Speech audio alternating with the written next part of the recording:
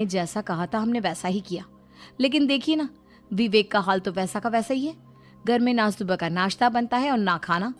नौकरी पर जाने की बात करूं तो खाने को दौड़ते हैं मुझे। हाँ मम्मी, मैंने भी सुमित को कितनी बार कहा कि अगर नौकरी नहीं करनी तो कोई छोटी सी दुकान ही खोल लो, घर का खर्चा कैसे चलेगा। देखो दोपहर के 12 बजने आए और जनाब अभी तक सो रहे हैं। हाँ मम्मी, ईशा और सुहाना ठीक कहती हैं। अविनाश का भी यही हाल है। जब मैंने अपनी प्रेगनेंसी के बारे में कहा तो मुझसे कहने लगा, अरे दूसरी लड़कियां तो 9-9 महीने तक नौकरी करती है, बस डिलीवरी के टाइम छुट्टी लेती है। मोहिनी तुम भी नौकरी करो। अब मुझे कहाँ नौकरी मिलेगी। मम्मी बताओ अब मैं क्या करूँ। हे भगवान, क्या सोचकर घर जमाई दामाद लाई थी मैं कि मेरी बेटियां मेरे पास रहेंगी और खुश रहेंगी, लेकिन इन आलसी दामादों ने तो हमारी जिंदगी को भी प्रॉब्लम में डाल दिया है। मैं तो कहती हूँ मम्मी, हम लोग वापस अपनी जॉब पर जाना शुरू कर देते हैं। बता देते हैं इन लोगों को कि हमने प्रेगनेंसी का बहाना किया है। नहीं नहीं बेटा, ऐसी गलती भी मत करना। अगर तुमने ऐसा किया तो इन तीनों की आदत और ख़राब हो जाएगी। अरे आज नहीं तो कल कभी तो तुम प्रेग्नेंट होगी, तब वापस यही प्रॉब्लम आएगी, तब क्या करोगी तुम तीनों। हाँ मम्मी, आपकी बात तो बिल्कुल सही है। इन लोगों को तो सुधारना ही पड़ेगा। लेकिन कैसे?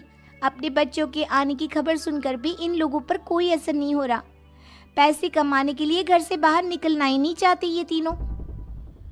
अब मेरे दिमाग में एक प्लान आया है, तुम तीनों चिंता मत करो। उन तीनों को बुलाओ, फिर मैं बात करती हूँ। थोड़ी देर बाद कावेरी जी अपने तीनों दामादों को सामने बुलाकर अपनी बात कहना शुरू करती हैं। अविनाश, सुमित और विवेक, देखो बेटा, मैं ना तुम तीनों से बड़ा प्यार करती हूँ, इसीलिए तो तुम्हें घर जमाई बना कर रखा है मैंने। अरे मम्मी जी, सीधे सीधे कहिए ना, क्या बात है। प्यार तो हम भी आपको बहुत करते हैं। अरे मम्मी जी, आपकी इज्जत भी बहुत करते हैं। अरे भाई, आपके जैसी सास और कमाने वाली बीवी सबको मिलती है क्या? हाँ मम्मी, विवेक और सुमित ठीक कह रहे हैं। आपकी बेटी से शादी करके मेरी तो ज़िंदगी ही अच्छी हो गई है।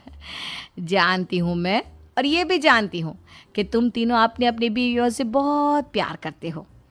बेटा बात ऐसी है कि हमारे कुल गुरु ने कहा है कि प्रेग्नेंट होने के बाद मेरी तीनों बेटियां शुरू के 4 महीने हमारे गांव में जाकर रहेगी, जहां मेरे चाचा जी रहते हैं।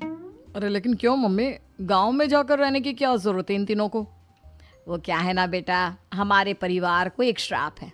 अगर मेरी बेटियों ने यहाँ पर बच्चा पैदा करने की कोशिश की तो उनके बच्चों को कुछ भी हो सकता है।